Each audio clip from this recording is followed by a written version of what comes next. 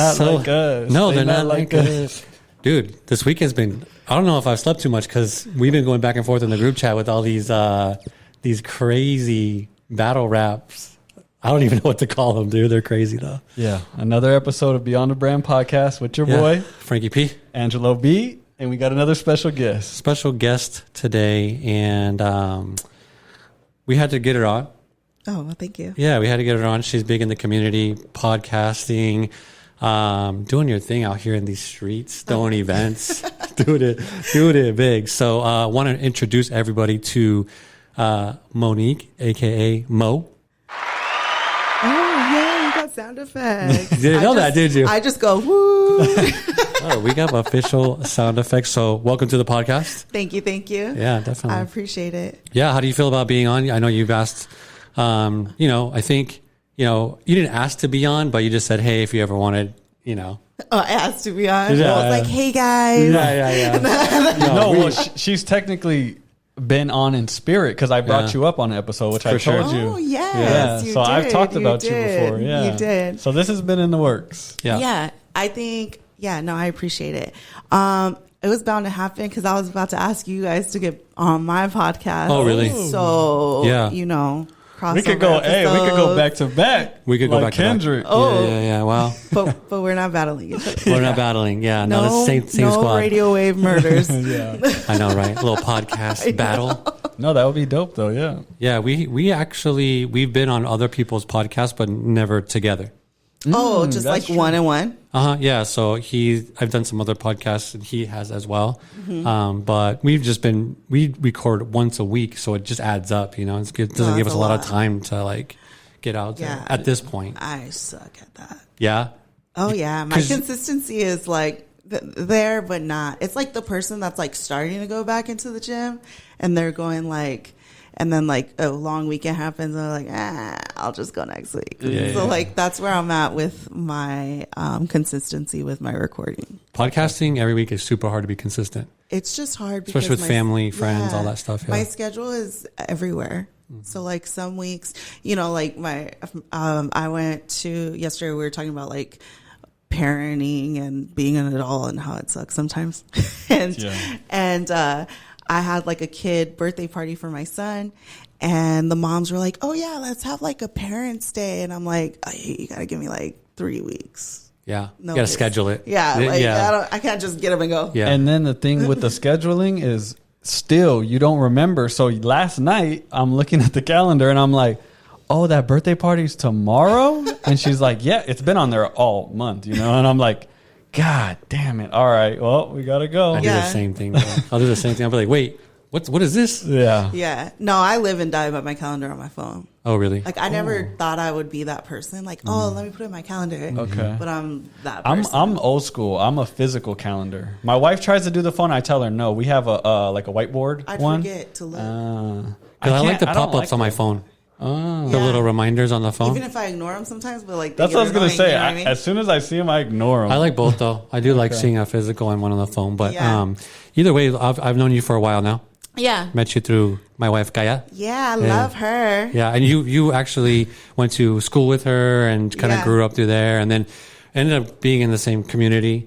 Yeah, so I think over COVID, so she was on my podcast. We talked about our story. Mm-hmm. It's funny, but if you haven't heard it, go check it out. Yeah, go check it out. Yeah. Rossell podcast. It's basically like Kendrick and Drake beef style. Beef style, yeah. But we they love squashed each other. Yeah. So and then over COVID, neither one of us could remember what we went to, but we went to a community event during COVID, and she was doing. Or, it was before COVID. And she was doing a giveaway with Gayatha and Live, her blog. Oh, yeah. And so then that's how we connected because I had to go pick up the gift that I won.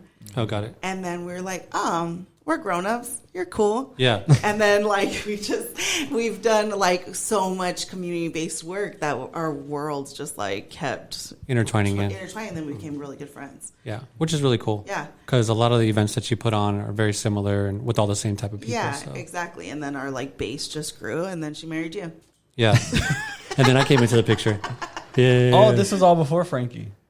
Like, yes, and like. Well, a lot of it was, because of high school, Yeah. It Well, was no, like- the beef. Yeah, I know the beef was before. I'm saying the makeup was before Frankie, or it was during. it was like Like, right, maybe in the right beginning. at the beginning. Yeah. Yeah. I don't know. Something like that. Yeah. Yeah, you guys were married. Because I only remember like you guys getting along really. Yeah. I don't really know the whole like maybe fallout or whatever that was. Yeah. I wasn't, She didn't we tell you just- yet. No. No, I just didn't. Wasn't really we just familiar were with it. in Yeah. the same world. We Yeah. just didn't like fuck with each other. Yeah, Yeah. for sure.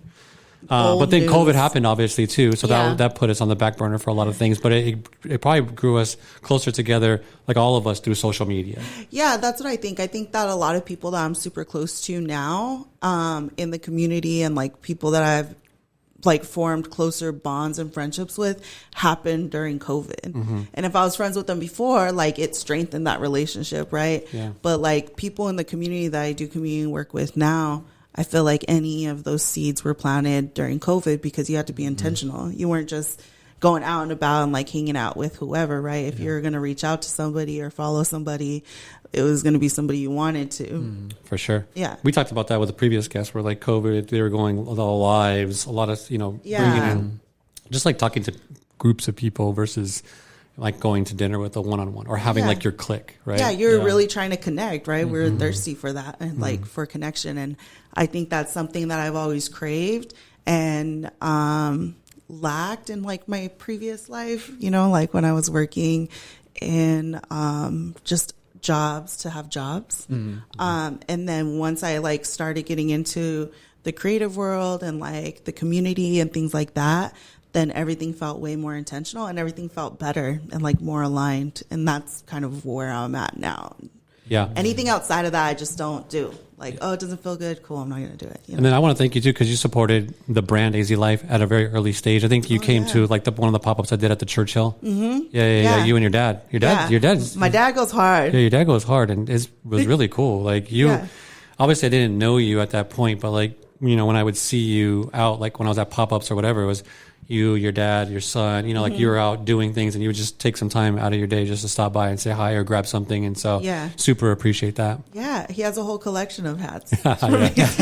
Yeah. Because it was early on that you guys started getting them. Yeah, for I sure. believe it because how I met you was I met your dad too at the You same met my time. dad first. Oh yeah, I did, huh? Yeah, Yeah. I met your dad first because it was at the mixer. Yeah, that Sylvia did. Oh, the mixer. Yeah, Okay, that's right. So I Yeah. seen that guy, which ended up being your dad with the AZ Life Apparel hat, Yeah. and I was like, oh, that's cool. Yeah. My dad was like, oh, I met this really cool kid. He's like, yeah, I was the only old guy there. And he's like, and we were talking and he's like, it's crazy what you guys could do now. Like he sells like all these like vintage things and damn, I could have gone into, I used to have so much vintage stuff. know. And then he had a pop-up, right? Yeah. Yeah. And then I went to check it out. And then I was like, oh yeah, my dad talked about you. Hey. Yeah, he was a cool dude. Yeah, no, he's super, like, just down to earth, and like, I just remember talking to him. It was very easy to talk to him. Yeah. It wasn't like, it didn't feel like, I don't know, like it was pulling teeth. Like somebody's dad. Yeah, no, it didn't. It was just like, hey, what's going on? And Yeah, it's very, for sure. very cool. I definitely get my social side from him. From dad?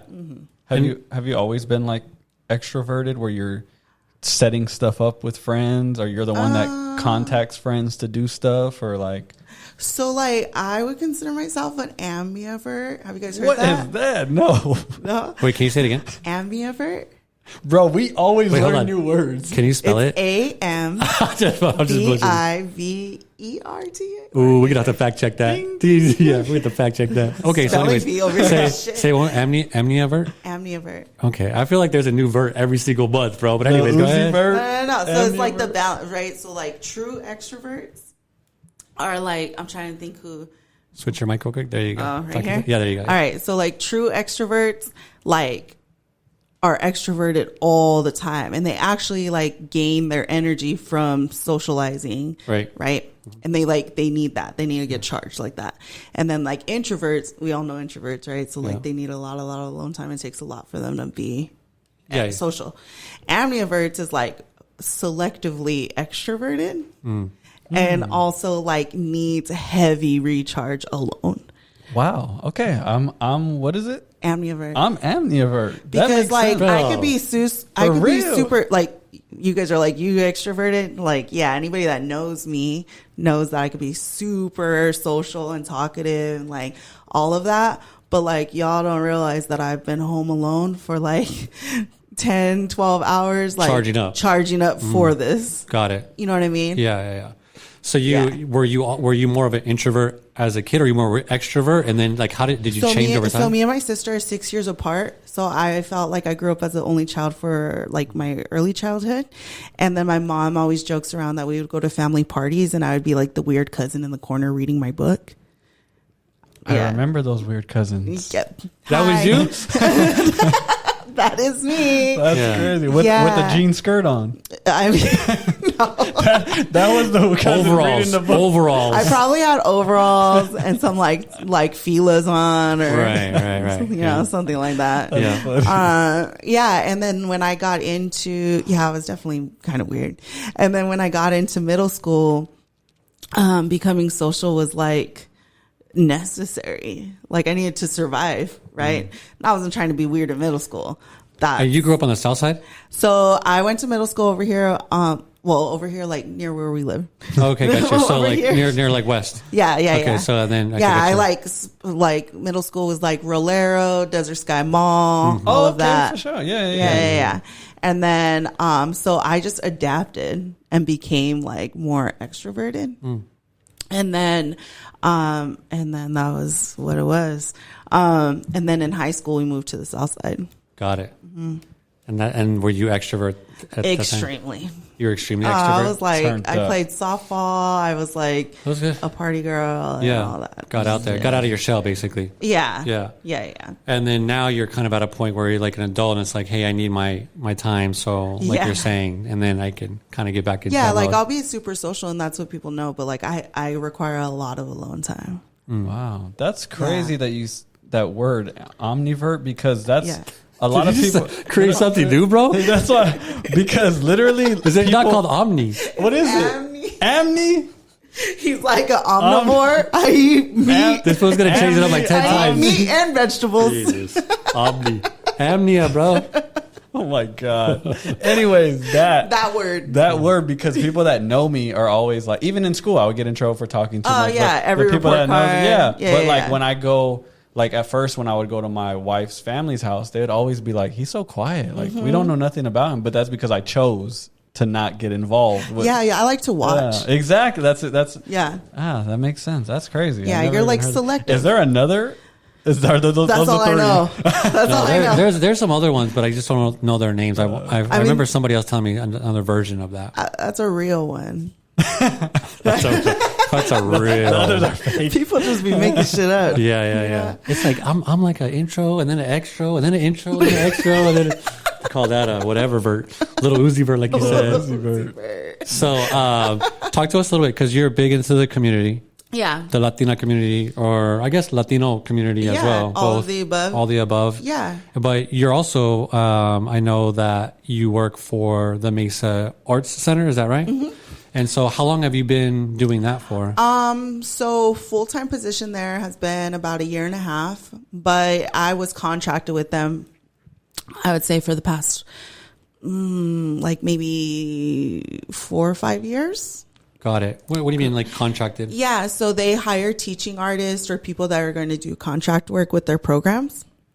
And so you're just like a 1099. So got it. You just bill them for your hours. Yeah, you just bill them for their hours, or like if you're assigned to whatever program you're doing, and then but you're not a city employee with them, right?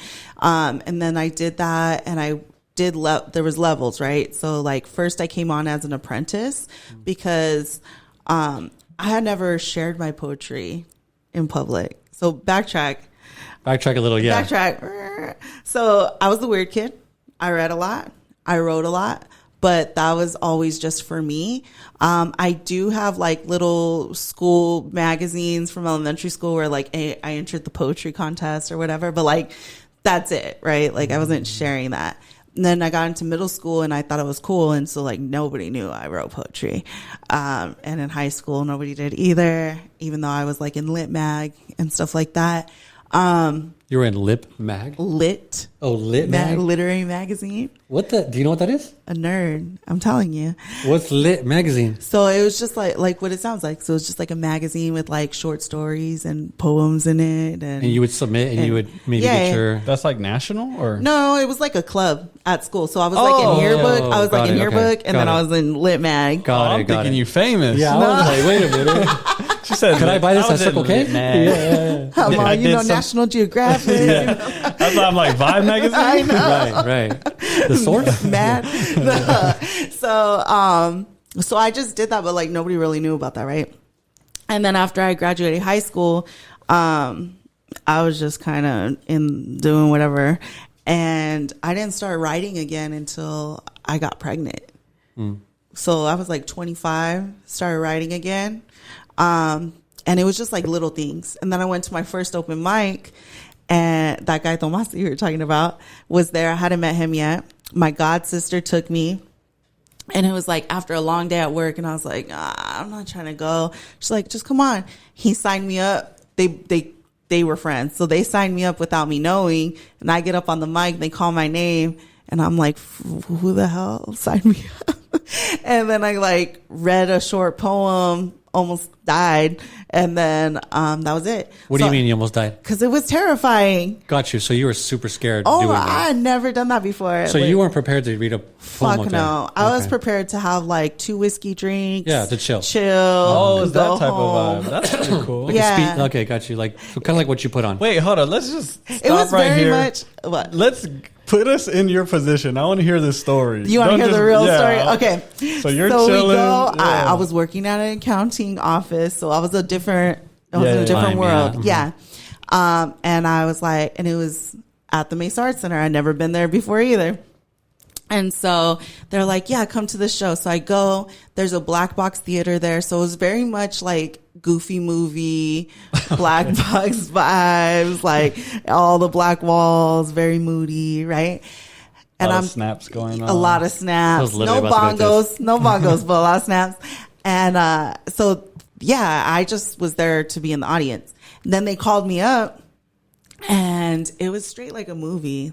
Like the spotlight came. He fucked up my name. Did you have to go on stage? Or was it like a stage? Yeah, you had to walk up. The mic was there, and I was like, and I like looked at my god sister, and she like scooted her chair away, like From the I'm spotlight? like, I'm not gonna swing on you. And then I like go up, I trip on the cord. It was awful, and I'm like, what am I even gonna say? And she's like, I know you have poems in your phone. You just showed me them, and I Oh, was wow. like, She shouted that to you? yes. Blasted. And so I like fumbled with my phone, and I don't even know what I read. Honestly, I had like 5-line You poems. just blacked out. Read something. Yeah. Don't know. Was like shaking, sweating, knees weak, mom spaghetti, like all. Wow. And then, yeah. And then the crowd was like, started clapping. I sat down, and I was like an out of body experience. It was terrifying. And then after I calmed down and like didn't cry or anything, the show ended. I don't even remember the rest of the show. The show ended, and I was like, what the hell was that? She was like, you did great. And then Tomas came up. That was the first time I met him. He was like, good job. Like, you should come out to this other show we have like at this coffee shop, blah, blah, blah. So I started going to this weekly open mic, and like sometimes I would perform. Sometimes I would just do a workshop. Sometimes I would just chill. Right. But like, I had never been around that environment. I didn't even know that community existed. And yeah, that was like the beginning of everything that I do now. So you just jumped off the deep into the deep. I end. didn't jump. I got thrown into the pool. Yeah. So you were doing an accounting job for like a corporate place? Yeah, man. I was like the person that like couldn't hold, not that I couldn't hold down a job, but I just hated Corporate-y. the jobs I had. So you were in that corporate world, Yeah. kind of going from, trying to find, Yeah. basically where you could call yourself like a career, I yeah, I'm guess, like, the life can't suck this bad forever. Yeah. And then you get thrown into the deep end Mm-hmm. and into something that you really had a lot of passion Wait, for. why didn't you just not do it when they called you up? I'm not a bitch. Damn. Yeah. I would have been like, That's nah. crazy. You know that's crazy, right? Nah. Like That's that wild. didn't even seem like an option to say no. Because I would have probably been like, nah. Because stop.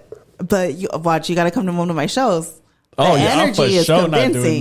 nothing. No, I'm not saying that, but like No, we're not saying Frankie's we're not there. gonna, yeah, I went there. They're not gonna throw you on stage if you don't. If they call your name, Yeah. you're going? But they it's wouldn't like call in a- my name though, bro, If because she it's put like your name in. no, That's she what they wouldn't. did to her. No, but they knew that she had that kind of like. They knew passion that I and work. had Like, it For in me, me. like they don't want to put somebody up there. I have nothing, like zero. You know You what could I mean? be a Like, comedian. maybe, but you know what I'm saying. But like the people that they put up there when I went there, they had like some stuff that they could like. They had the passion for it. They have the passion for it. Yeah. They're just maybe like such an introvert that that's what they're scared of. It's like I mean, we're all parents here. You know when to push your kids and when to like let off the Mm-hmm. Yeah. gas. You know what I mean? Like It was good, yeah. Because you could tell, like, and so like you had it in you. It was just like getting up there and like, yeah. Also, the person that put me on the list, like that's my god sister. She's known me my whole life. That was my sister before my sister. Like yeah. But Angela makes a really good point though. Like a lot of the times, like you know, even in another place, people would say, "Oh, do this, do that." I'm like, nah. You know what I mean? Like, yeah. it's just like No, It's so he said easy. no. It's so easy to be so like. the fact that you did that is pretty amazing. Yeah, I've that's- never even thought about that. That's really like, that's crazy. I would have for sure been like, nah, I'm good. Well, Yeah. I guess okay. So I guess on the low, like years prior, I had always looked for, like I didn't even know what to look for. I didn't even know to look for an open mic. I didn't know like anything. But I was looking for like a writing community because I knew that was something I wanted. So even though it wasn't the way I wanted it to be, Sure. I'm very much the person that like gets in the line for the roller coaster and like is like, even if I say no, like just make me get on it because I won't regret it. And that's kind of how I am in life. Okay. Like Gotcha. Yeah, you got to have that extra I little have push. to have a little push, but I'll do it. Yeah. So you went from working corporate and then you get exposed to this world, right? Mm-hmm. So now do you just quit your job or like how did that happen? No. So, yeah, so I wish. No, things just got really bad there. And then I started going down the rabbit hole. So it was like the middle of tax season at an accounting firm. And I would go in early to like scan all the tax documents in. And I started watching like poetry videos on YouTube. So like it started to become my whole world, right? I had just tapped into something I didn't know. And then, since I was around that world, I'd say like maybe 6 months or so into it, I was going to those open mics and I started like helping and like just being around more, you know? And then they're like, hey, like we have an opportunity. I left that accounting job and I started working at a mental health clinic. And that's more aligned with like things I like. And so I was doing okay there. And then Tomas was like, hey, like, I could give you some hours over here, like if you want to do this. And he like explained the role, and I was like, that sounds terrifying. What is the role? So the role at the time was just being like an apprentice in a sense of a teaching artist. So the program that I now oversee at the Mesa Art Center is called Project Lit.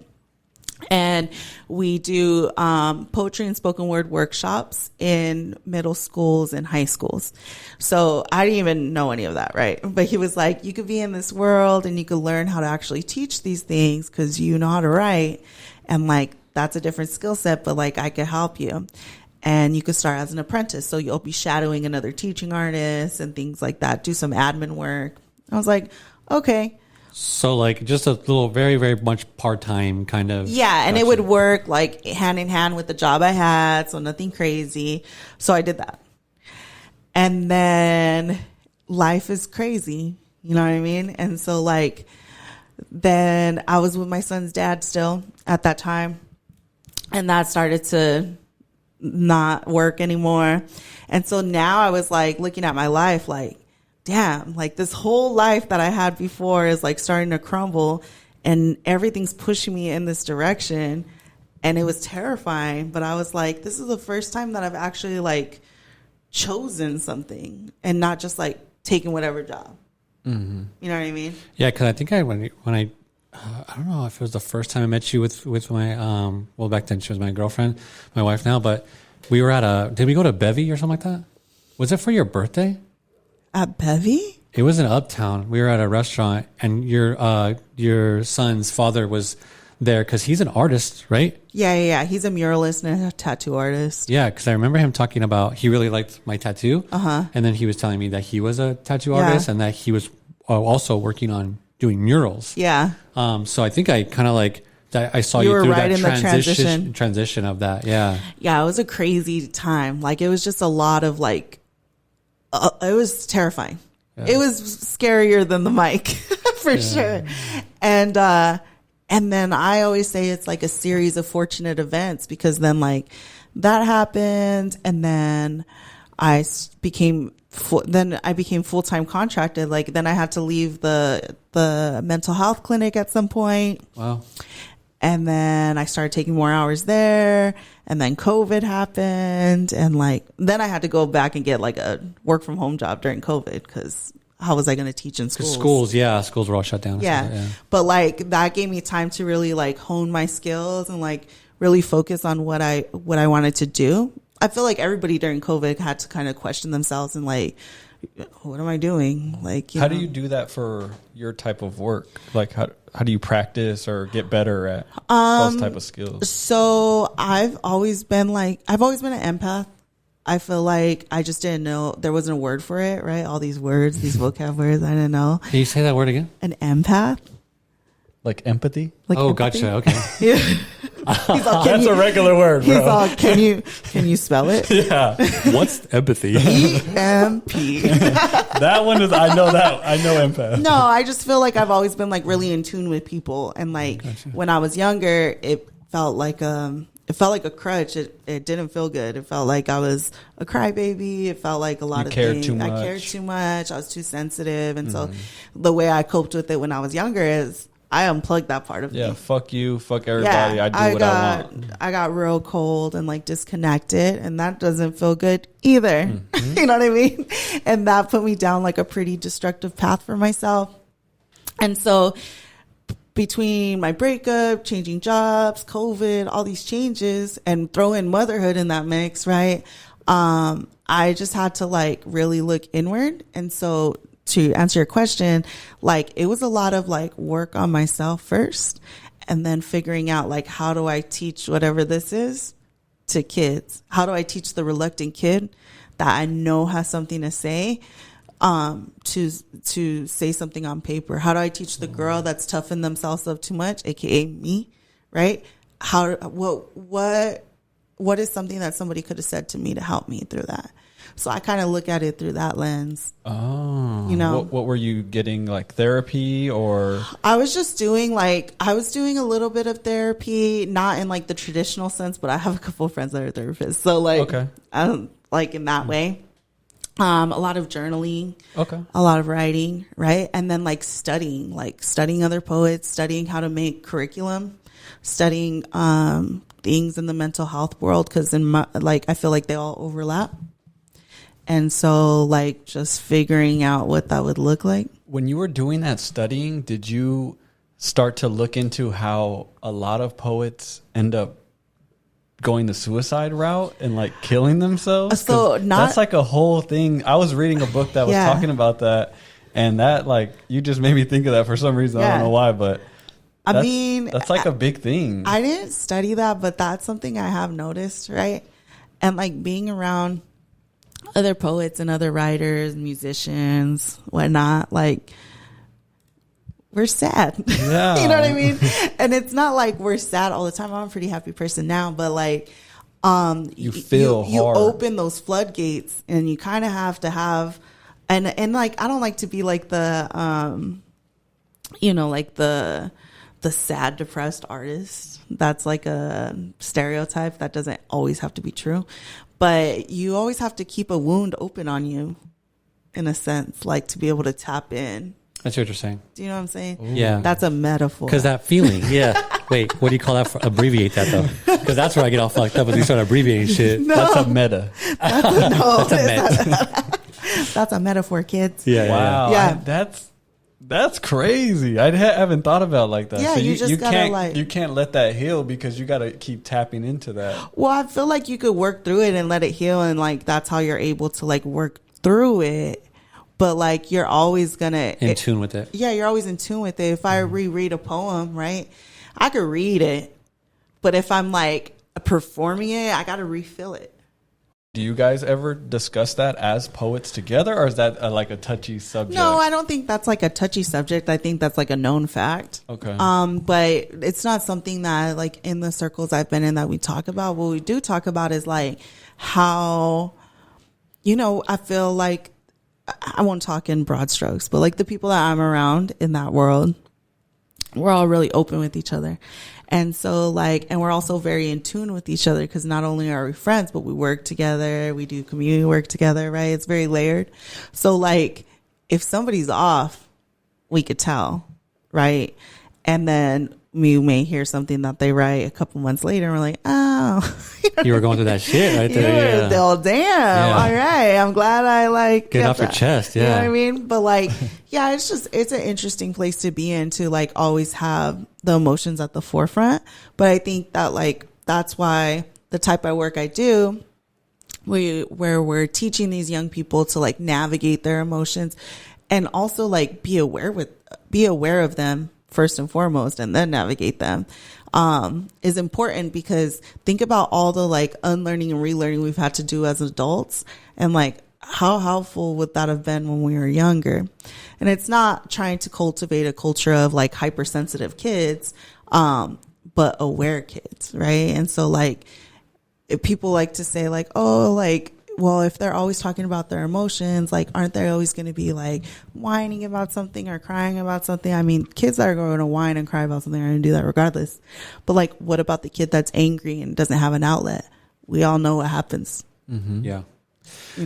That's important too, because sometimes people don't want to go to their parents, or they don't want to like, they don't have anybody that's really close to them that they can like just, I don't know, confide in or just kind of talk about their emotions. Because maybe that parent is like, you're saying is like, dude, you're being too emotional, like shut up, like you're okay type stuff. So I think like having like a teacher or like a mentor or something like that is important for a lot of those kids to be able to have that outlet. Yeah. Especially if they do lead with emotion, and so. Definitely. That's also something that's happened like more recently, like I'd say in the past like year or two, is where there's been more kids that have like vocalized me being that role. It's heavy. It's heavy. Yeah.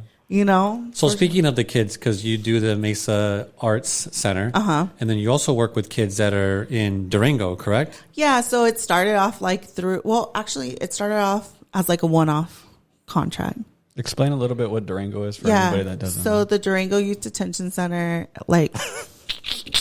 Come on, we all know. No, just kidding. That's a good point. A lot of people don't know what Durango is. You want me to say my thoughts on it? Juvie. It's juvie. Yeah. It's juvenile.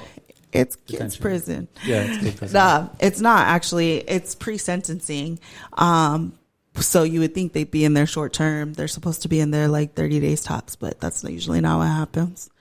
And then you'll have a lot of kids in there that are there for crimes, obviously, but then you have a lot of kids that are there because there's no placement for them. There's nowhere for them to go. So like, I guess that's what people think. They think it's better for them to just be somewhere. Wow. I have thoughts on that. Yeah.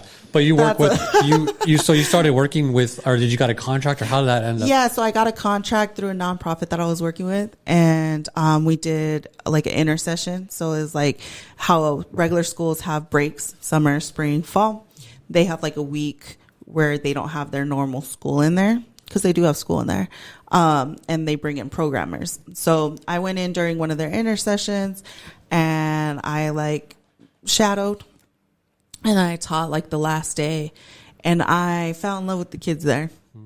And it was different from a school and like the after school programs that I do, because they're in a lot of drastically different environment.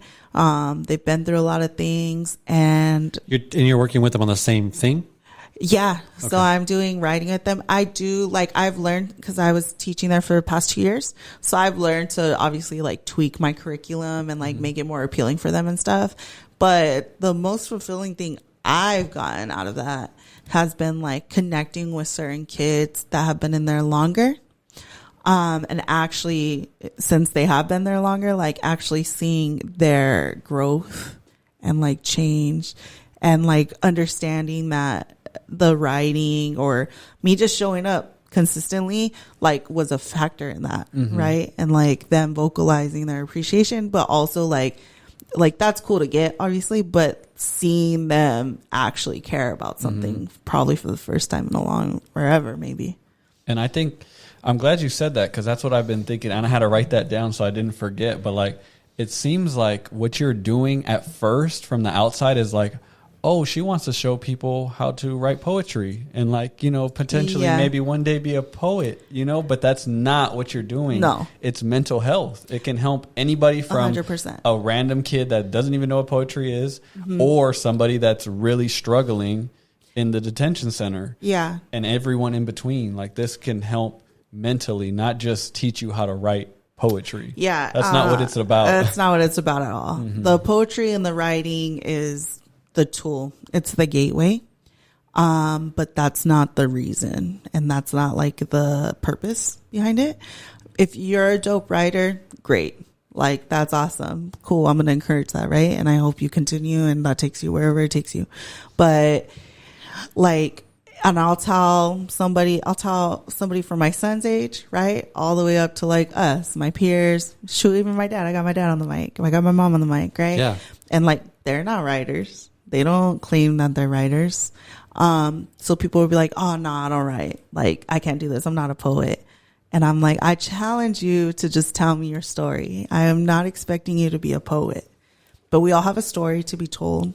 And like, that's how we connect with each other. Right. So like, sit down and tell your story. Cause at the end of the day, if you don't tell your story, who's going to tell your story? Nobody.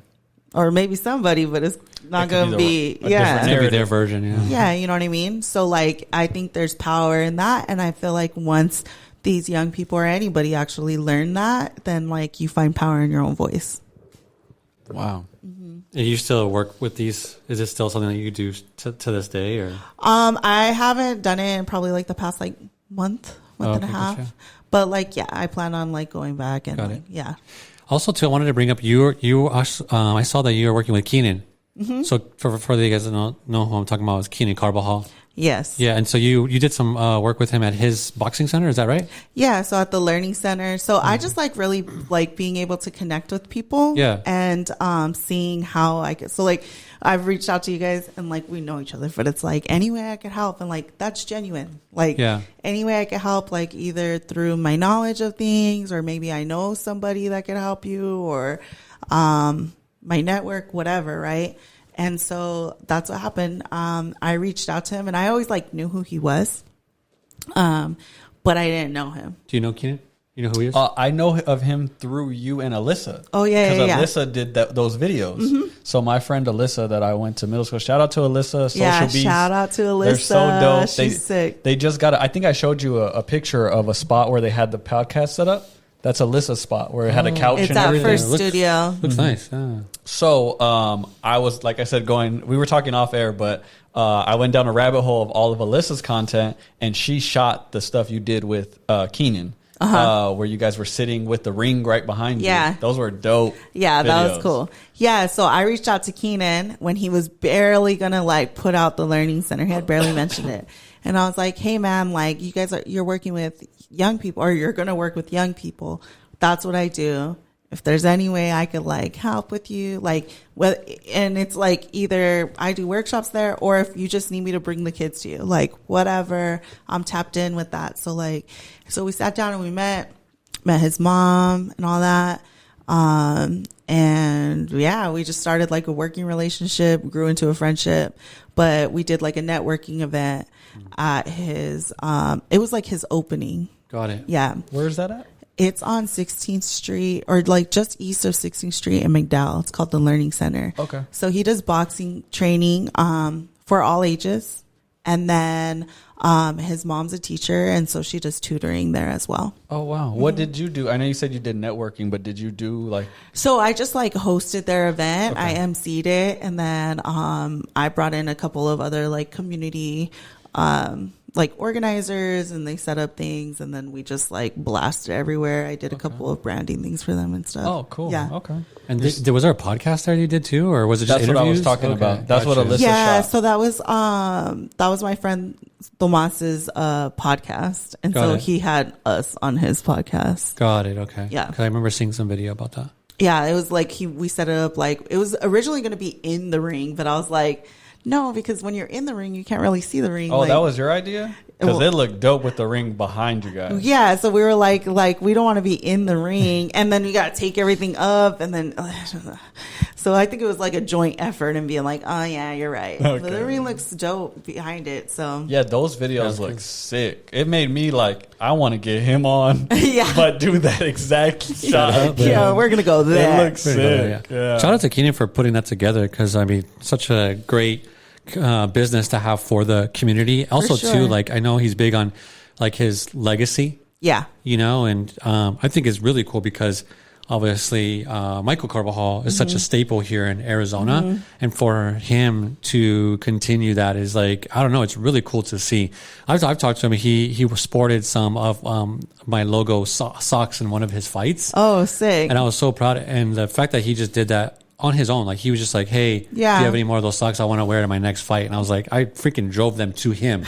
You know, I was like, you don't where even you come at? here. Yeah. And he came to a couple of my pop-ups on 3rd Street and he's just a good dude. Like Yeah. from my experience, He's good a people, dude. yeah. Good people. So I wish him nothing but the best, and hopefully maybe we can get him on the pod as well. But he's a good dude, and I saw a video he came out with. He's trying to get back into fighting Yeah. soon, so hopefully he kills it. Yeah, for sure. That's For dope. sure. Yeah, it definitely seems like you're really good at putting the pieces together. Yeah. And you've done that now at Cholo Coffee. Yes. Talk a little bit about which is right around the corner from them. Yeah. Oh, is it? Oh, yeah. Okay. Yeah. So, yeah, that was so Cholo Coffee. I met Weiner like 2 years ago, I'd say 2.5 years ago. And Weiner, we're talking about as the owner. The owner, yeah. Yeah. So he owns In the Streets Tattoo, and then right next to it is Cholo Coffee. And we met about 2.5 years ago now through a mutual friend. And my Hey, Monique's like the plug, dude. That's what I'm saying. Like, are we talking to the plug right Yeah. now? Like, geez, man, look, everything we're like, she meets everybody. you're not the first person to say that. Hey, man. You're going to change your name. Mo the plug. Yeah, the plug But it's Mo. funny because you guys are I'm dead. very similar. That's why you say your name is I Know Frankie on Instagram, That's real. because that's how Frankie is too. He's like organized with this guy. Oh, I've had him at my thing, or this. Yeah. you Everybody say, yeah. I've had him wear Yeah. my socks. Like super random, but like that's Yeah. how Frankie is too. Yeah. It's just like once you're in it, like it's a web, man. Phoenix is No. just a big small town. Like, You're right. if you're from here, Bodie. if you're from here, it's a big small town. Like, you know, so many people are implants. So like, if you grew up here, then you're bound to go to middle school with somebody or You like are right. something like that. Especially now, because I'm more of an intro. We always talk about this with like beating a dead horse, but I'm like an introvert. I stay out the way. But since we've done this podcast, Lies. I keep doing stuff, and now I'm like, I know this person that knows this. Yeah, person, everybody's like, connected. It's crazy. Everybody's yeah. connected. So you met him. Yeah, so I met him because my son's dad at the time was like, I'm not doing tattoos anymore. I'm like, well, I gotta get one. So I was like, okay. So I asked my friend and I was like, hey, who does your work? She was like, Weiner. I was like, all right. So I booked a tattoo with him. So I'm in his chair and we start talking. And we end up finding out that our families are from the same small town in Mexico, in Agua Prieta. And so I was like, oh, no shit. Like, it's right up against the border. Like, nobody ever talks about it unless you're from there. So I'm like, no way. And he's like, yeah, like, these pictures are from there. Like, he was telling me all his, like, family roots. And I was like, oh, shit. So, you know, story connects people, right? So we're, like, connecting off of that. I'm sitting there. We're talking for hours. And then, so we wrap up and he's like, yeah, you should come through, like all this stuff. I told him what I did. He was really interested in that. So I like brought him. So at the end of every year through Project Lit, we publish a book, a student anthology with the kids' poetry in cool. it. You can get it on Amazon. And I brought him one. And he was like, this is so sick. And so then we just like started to become friends. I'd go and get coffee or whatever. And then I was like, it'd be dope if we did like an open mic here or something. And he was like, yo, like I've always like loved that. Like, he was like, when I was younger, I used to stop by open mics and watch them. I'm like, oh, no shit. Oh, Did he have the stage there yet or no? No. So he put the stage in there. He's Wow. so dope. Yeah. So then we started talking about it, but he travels a lot. He's always like overseas for conventions and stuff. And so I was like, well, whenever you're in town and I'm not like slammed with stuff, we'll do this. All right. So time passes. And I'm like, do you have like time? Do you have a couple months you're here? And he's like, yeah, for sure. So then it was just like perfect timing. We just did it. And I remember the week of, he was like calling me, like FaceTiming me and stuff. And he's like, yo, how does this look?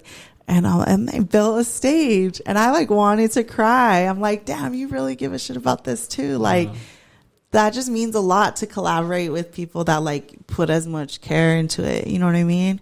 Yeah, that was cool. That was cool of him to do that for sure. Built the stage, bought the mic, decorated it. Oh, really? Wow. Everything. Took it serious. Took it real serious, put lights up. Like I was going to say, the lighting was there too. Yeah. That's cool. So I'm like, and it's cool to like work with somebody that's like visual. Right. He's also a photographer. And so I'm like, oh, like usually I struggle to convey like what I have very clear vision, but sometimes it's hard to explain that to people that don't also have that vision. Sure. You know? And so like for him to be able to see it and then like execute it, I'm like, oh, this is so nice. Yeah. And they just made it easy, man. And it was like a true collaboration. Right.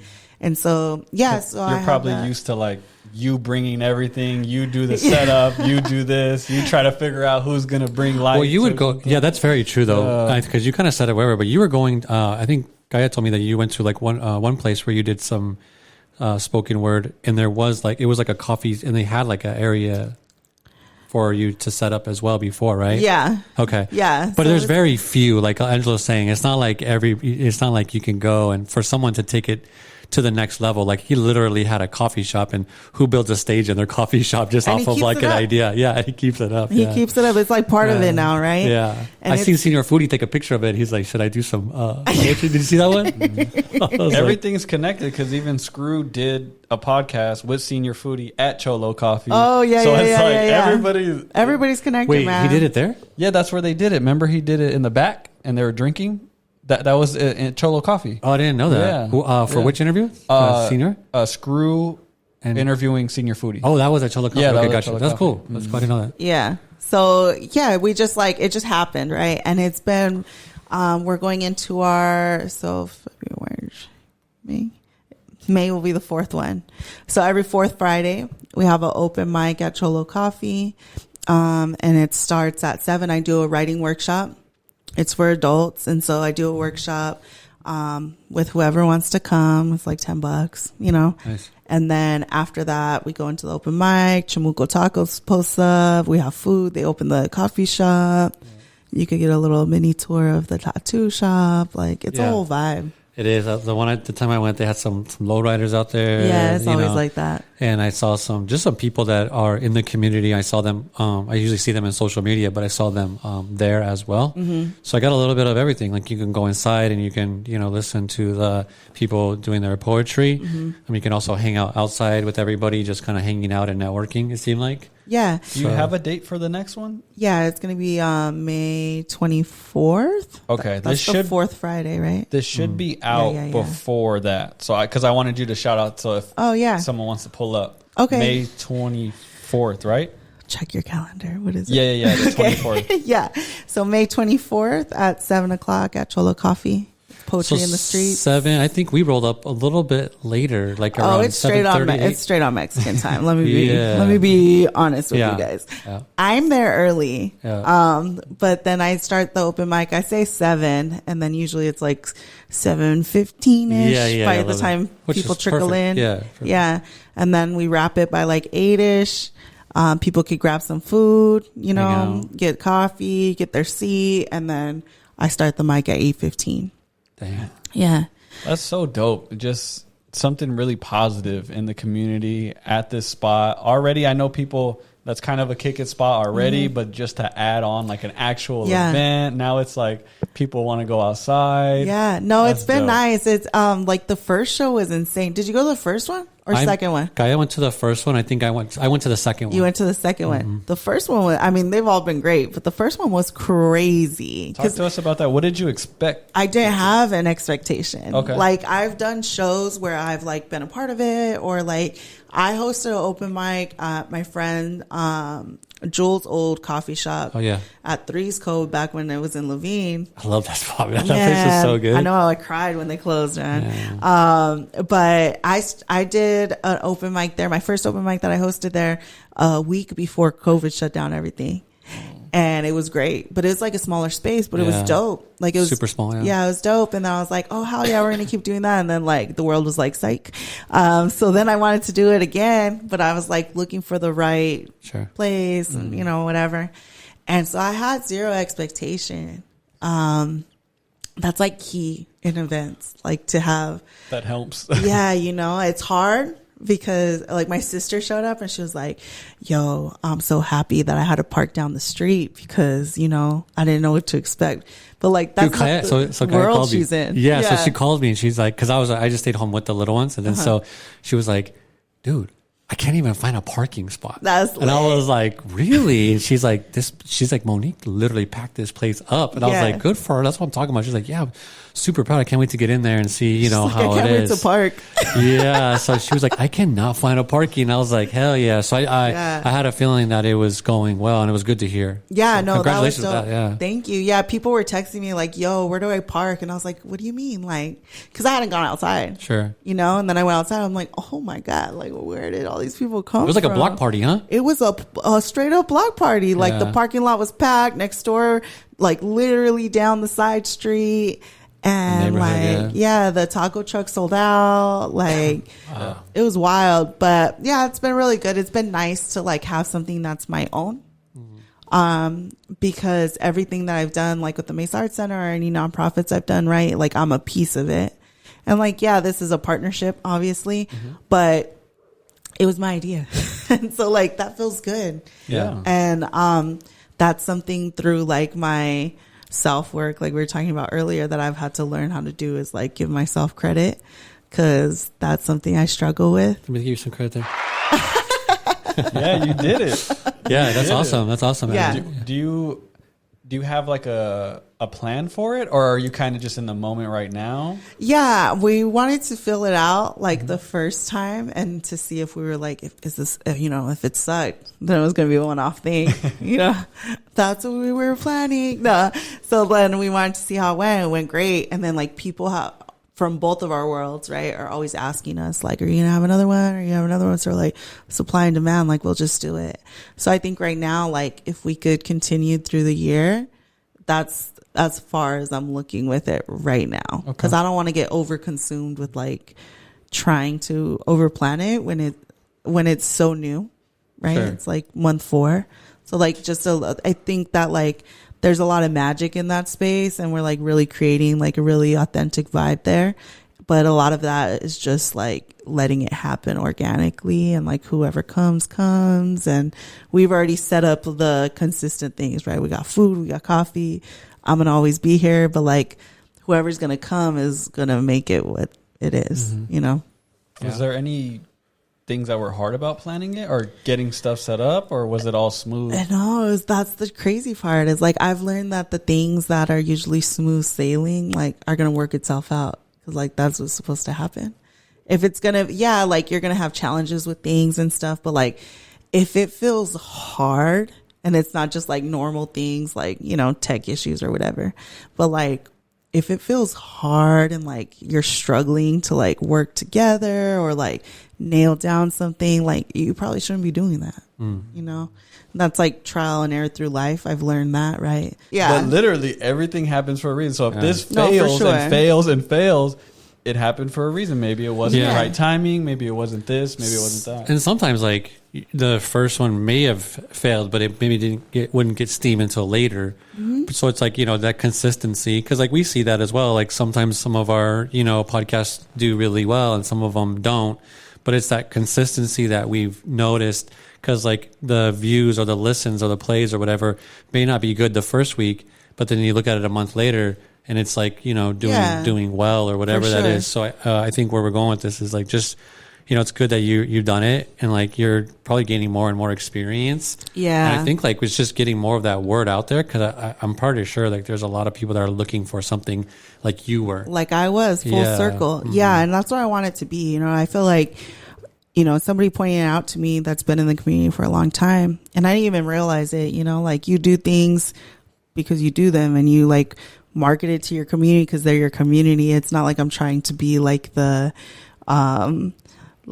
Latina open mic. Like, that's not what I went into it thinking I was gonna do at Cholo Coffee, like with the lowriders, you know what I mean? But like, that's what it is. And they were like, like, there's never really been like a true Latino like poetry community here, and they've been in the game for a long time. So like, I didn't know that. Like, I don't really look at the scene like that, and they're like, and I was like, oh, for real? Like, and they're like, yeah, it's never been like, it's just not like that. Mm-hmm. And like, in different states and like different cities, you go into it and like, you'll find it, right? Like, and for some reason it just isn't like that here. And I'm like, oh, interesting. Like, well, that's cool. Mm-hmm. Like, maybe it could be that, but like, I don't think of it in that way. Wow, that's a really good point. Because I have an uncle, he's black, so I would always go to his stuff. Yeah, and there's a real heavy black community. Oh yeah, like home base and all that. Yeah, and I've been to a lot of those in backyards, at big events. Yeah, but yeah, it's just all black, So I never thought about that. Yeah. There isn't. I had never seen that before. Yeah, either. Or you have like the slam scene, which is like a whole different world. But like, that's different. And so I was like, oh, I didn't even think of that. But I'm like, that would have been helpful, right? Like, when, like, rewind my life 6-7 years ago when I was looking stuff up, like, if I would have found a place that I've created now, I would have felt comfortable going there. Yeah. Because it really does feel like it feels like you're going to somewhere where like all your cousins and your deals are like kicking it, and then there just happens to be poetry there. The thing that I got too was like, some of the poetry was like, but like really dope poetry. Yeah, no, it was good. Like, it was deep too, and the poetry that I was able to hear and watch it really resonated with like the Mexican culture. Yeah. You see what I'm saying? Like, it talked about things that I experienced growing up, and that there, in some of those feelings that they had were some of the same feelings that I remember having. But a lot of the times you kind of like don't really express those, or they're just so far away from you that you don't really. And so some of those, sometimes it gets you in your feelings a little bit, and you're like, man, I experienced that too. Yeah. Or man, like, they're speaking about their father or their sister or their mother, and I can relate because, maybe I went through something very similar with, my situation. So I think if anybody's looking to go, you don't have to just be into poetry. It's just really, really good to hear people's, it's almost like what you're talking about, their story. It's like a very small piece of it, but they put it in such a way that it's very impactful. Yeah. So it's really good. It's a transaction, right? It's an experience. I think that sometimes people think poetry is this like very far removed, like niche thing, when like we're surrounded by poetry. Shit, K-Dot just dropped some poetry. You know what I mean? Like, we are surrounded by poetry. Poetry is just to create. Poetry is like, that's why there's that phrase like poetry in motion, right? Like, it's just to create. It's just to connect. And so like, yeah, poetry could be like William Shakespeare or like whatever, right? That we're taught in school. But like what you're saying, like at the end of the day, it's just about story and connection. And if I can make a space that gives literally a mic to people to amplify that, but also there's story around the whole thing. Like, there's pictures posted up in the cafe. There's tacos outside. There's certain music playing outside. There's certain music playing inside. Certain cars outside, right? And like, that's not saying that that's exclusive to that, right?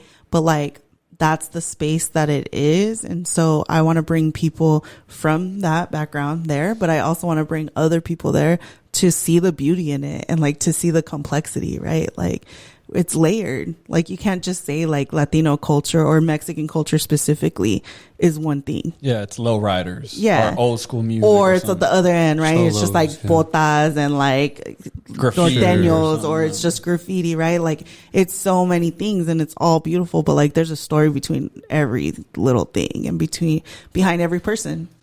Clip it. That was a good one, yeah.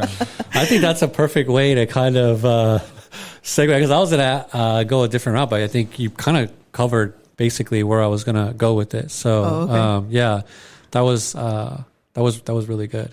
And I just want to encourage anybody, if you're not familiar with it, do you mind giving like your handle and like where they can find more information about that? Yeah. So, I basically do everything under my personal handle. Yeah. So it's at Manifesting Mo. I want to say _. I'll come up. Yeah. At Manifesting Mo on IG. And then Raw Soul Podcast is on Apple and Spotify. Gotcha. And do you do TikTok? No, man. I don't do TikTok. I ain't gonna be doing all We this did. shit. No, we don't do that. We just we were very hesitant on TikTok, and we have one video that's gone viral, so it's pretty cool. Oh, no way? Yeah. What is it? It's the senior foodie one, Brian. Okay. Yeah, okay. yeah. It's almost like what, at 100? Yeah, it's almost at 100K. 100K. Oh, shit. It's funny now that you brought it up because I was thinking what's the taco truck that goes? Chamuco. Someone comment because he's talking about the best spot. Someone commented that like, nah, y'all need to mention this taco Chamuco spot. tacos? Yeah. And I was like, who is that? And then I seen it on your page. I was Yeah. like, oh, that's who they It's are. bomb. Okay. It's good. Yeah. Oh, yeah. Before we wrap up, we always do a question that we outro, but I just wanted to also make sure that you cover what else are you working with? Because I know you have some Latina groups that we want to go ahead and make sure that you at least. Yeah. So this past year, I was on the board with Community Comadres. Okay. And so in April, damn, my year is crazy. It's flying. We did a community quinceañera. So it was over here. We saw that on IG. We talked about that a little bit. Remember? Oh yeah. Yeah. So it was really cool. So we gave an opportunity for a scholarship for a young woman, a $5,000 scholarship to advance her education. And then we also gave her the opportunity in the middle of the gala to have the whole quince experience. So we got her like hair, makeup, dress. Wow, that's expensive. Llamas. Yep. And Yep. it was a whole thing. You know, everybody dressed up, went all out. It was really cool. Yep. So you're a part of that group, or Yeah. you worked with them just for that event, or? No, I was on the board this past year. Okay, cool. And then you're also, I know that sometimes is it like you just go to Sylvia's events, or do you just help, or how do you work with Sylvia as well? Yeah, so Sylvia is actually my coach now. Oh, That's okay. new. Gotcha. Shout out to Sylvia Brands. But yeah, no, I just I'm friends through Sylvia. We met through Gaia too. Okay. And we're in the same worlds, right? So like we go to like Pink Pages events, which is like another woman in the community. Anything that Sylvia puts on, I'm there to support. I feel like it's not one of those things where it's like, oh, like we need to all go to this. I think it's very like what I said, like when things are meant to happen, they just happen. When you meet certain people that you connect with, you want to show up and support them. Yeah. You know? And so like, that's just, it's really refreshing from like the mean girl culture I grew up in. And that was like literally what was like put on us as teen girls. It was like you're against each other. And so I think we all grew up with that, like all of us women. And so now we're trying to like undo that, right? And so it's like, how can we uplift and support each other and like just be real with each other? Nice. Yeah, you're doing a lot of dope stuff. Obviously, this is the Beyond the Brand podcast. So our favorite question to ask Oh, is, I'm ready. why do you do what you do? Dang. That's a loaded question. I should have been prepared for this one. I mean, you mentioned a lot of really dope Yeah. stuff. So it's kind of just wrapping it up in a bow. I do what I do because a couple of reasons. I truly believe in the work that I do. I think that, you know, they say if you want to see change in the world, like be that change, right? And so I feel like I was given a gift and this is how I could use it to impact the world. Legacy is a reason. I want to leave my print on something, right? I don't want to just like live my life and then like disappear, right? And then, dang, I think that's it. Well, I'm sure there's more, but that's all I got right now. No, for sure. Yeah. Yeah, there was we like to wrap it up at the end just so that they get that to go home with. But if you go back, I'm all you told us why you do it, because at the end of the day, it's not to teach people poetry. No, like that's dope too. If you're going to be a dope poet, if you want to be, for sure. But that's not why you do it. You do it for the mental health aspect and just to impact the world. Yeah, which is I just want amazing. to I want to show people. I do it for the little girl in me, like to be that person that like I needed, right? And so like I think at the end of the day, when I see people get on stage after like, you know, shaking their head and like sulking into the corner or whatever, like I've been that person. Or when I see the person like sit down and they're closed off and like, no, I don't got nothing, right? I've also been that person, you know? So I feel like at the core of everything, I do it for the mental health aspect and like to amplify stories, but it's because like I know what it feels like to like not have those things, and right? have someone and have like the opportunity to like bring it out. And I've seen the impact of it on my own life. And so I like would hope that somebody could get that too. Nice. Yeah. Well, thank you. We really appreciate you coming you. and joining us for this podcast. And, you know, hopefully Angelo and I, if you ever need any guests or anything like that. No, I'm serious. You know, let us know. We can get it scheduled. Remember, 3 weeks out. Oh, we got to make sure it's about 3 weeks. Yeah. But no, get you definitely. on Raw Soul podcast. Yeah. Get us on the podcast, put it on the schedule. We'll put it on the whiteboard and all that good stuff. But, again, thank you so much. We appreciate everything that, you know, you talked about today. And so, Beyond the Brand podcast, Thank another you. episode with your boy, Frankie P. Angelo B. We out. Peace. Peace.